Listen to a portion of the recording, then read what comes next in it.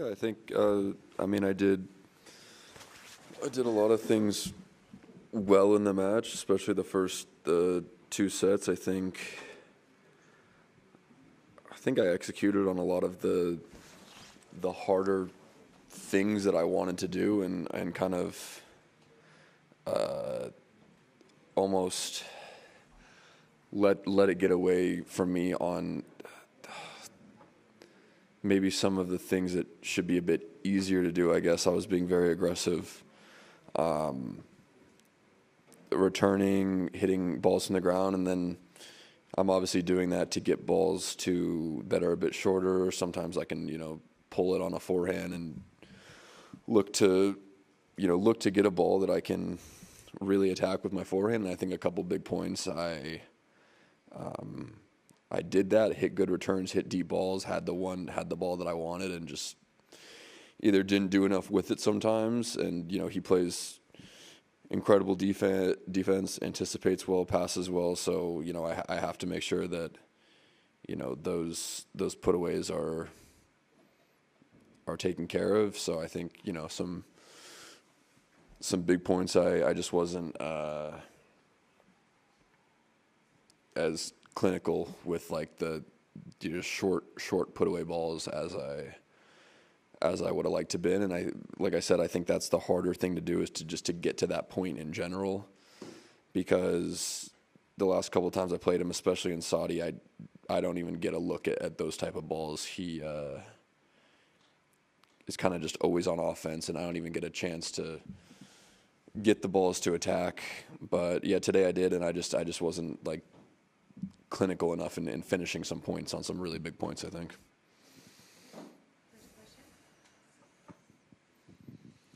Hi, Taylor. Congrats anyway, because it was a really great match. I think one of the best of the year. I was wondering if you had any specific regrets and what's missing.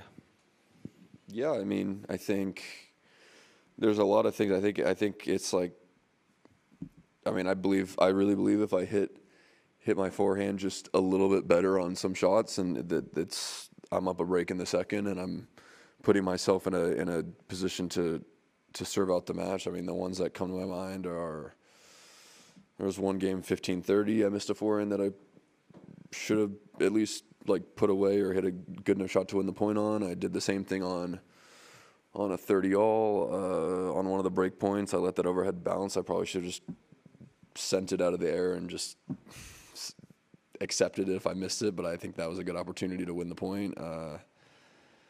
There's a lot of opportunities, and most of them revolve around me having this. I'd say the thing that's frustrating is most of the opportunities that come to my mind revolve around me actually having the ball that I want to really attack on, and just not hitting it well enough. Hi, Taylor.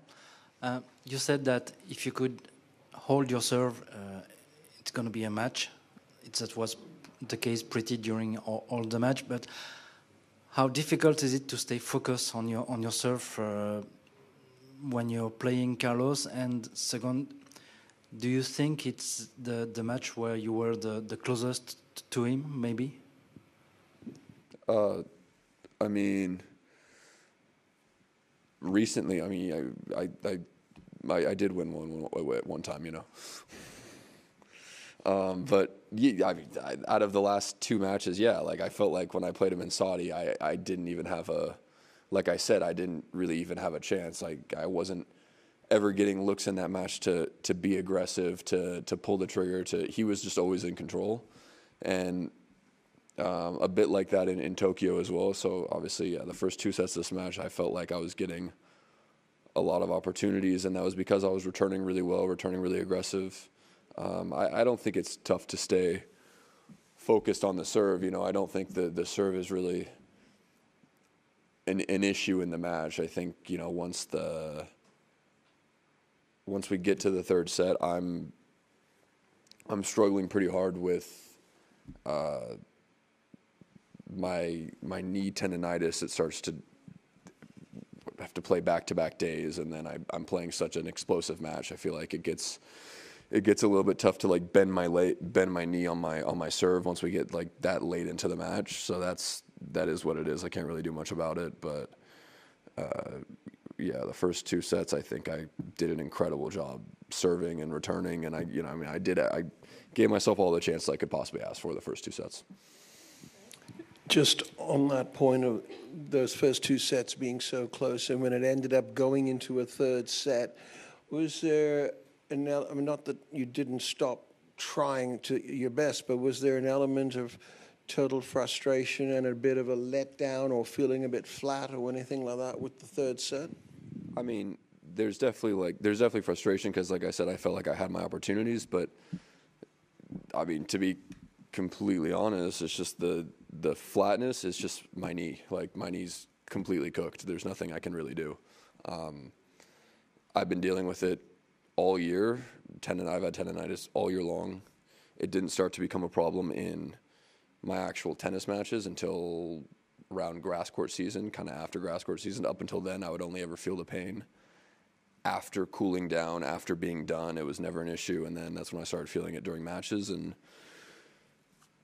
kind of since that part of the year, I've really struggled to kind of just play back-to-back days without it flaring up. I feel like if I play one really hard day where I'm like moving intensely and playing hard, then I need a day for it to kind of calm down. And then Tokyo was the only time this whole year, for whatever reason, I was able to play back-to-back days without pain. And yeah, I started feeling it towards the end of the first set, but it didn't really affect me until the third set. It just got to the point where I was really struggling to bend my back leg on my serve, step into backhands, load my right leg for like an open stance forehand. It's just like, yeah, I mean, the feeling of flatness is just that, like, I'm really struggling with it. Hi. I don't know, you probably said something that is already an answer to my questions, because I'm not sure I understood everything you said.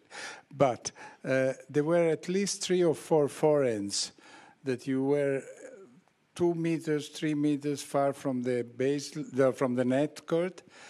And I don't know why you hit those balls on 3 times out of 4 on his forehand. Trying to counterfoot him, probably. But you had a lot of space on the other side. And I am asking you, do you think it's a matter of being anxious? I mean, not nervous, but anxious to finish it. I mean, why this happens? Because, to be honest, from my point of view, I am not a great player like you are. They seem to be very easy shots for you, for a player like you. And I don't know if you will ever see it on TV again, or video analysis. You know, I mean, I think he's great. He's very quick, and he's great at anticipating. And I don't think the fact that it's going to his forehand's the issue. It's just that, like, I hit balls when I had those easy shots, I hit them in both directions, and I think part of it, and one aspect of it is he's anticipating well, and kind of just maybe he can just see by how I'm setting up where I'm going to hit it. And I think there's also a luck aspect to it as well. You know, he's just picking a side. He knows that it's an easy shot. He's going to pick a side, and he's picking the right side a lot. It was probably,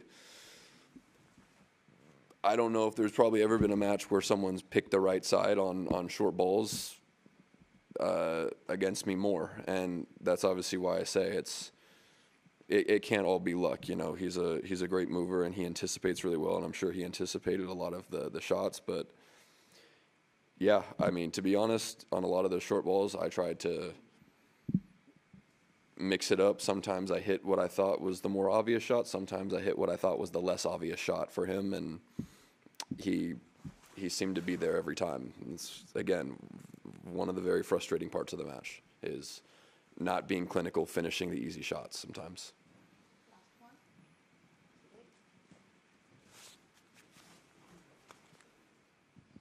Hello, Taylor. Back at the problem you mentioned that create a pain when you bend your knees when you play back-to-back matches, if I understood well. How does it happen? Do you feel it straight away, or is it very progressive? And I mean, from a medical point of view, do you know what it is and how you can deal with it on the long term? Yeah, I mean, the thing is, in order to deal with this, you need a certain amount of weeks to strengthen it where you're not pounding on it playing tennis. And unfortunately, that time period that you need, that does not exist in the tennis season. So obviously, as you can see, I'm playing. Yesterday played a great match. Today I played 2 sets at an incredible level. Why would I ever stop for 4 to 6 weeks when I can do this on the court? It's not. I'm just going to play through, and as I said before, as long as I have, for the most part, as long as I go hard and I have a day to take it easy, then I'm good again. It's unfortunate that circumstances I have to play 2 days back to back, and yeah, I start to feel it when I'm kind of bending, loading, kind of stomping. I think a big part of why it got going today is, 1, the match yesterday, and 2, I was returning very explosive in this match. Very, it's one of the best matches I've returned for 2 sets, and the pushing off, the landing when I'm returning, that puts a lot of force through it. It's just tendonitis, and it's just gotten worse. And like I said, I felt it kind of early on, but it wasn't bad enough to affect me until I think the third set. You could probably line up video and compare side to side and see that in the third set, my back leg is just not bending as much. It's not loading as much as it was earlier in the match. That being said, it's like Carlos served exceptionally better in the third set. He got the momentum rolling. He played great in the third set. My opportunity to win that match was in the second set, and I didn't take it. And I had the chances that I had all I could ask for, like I said.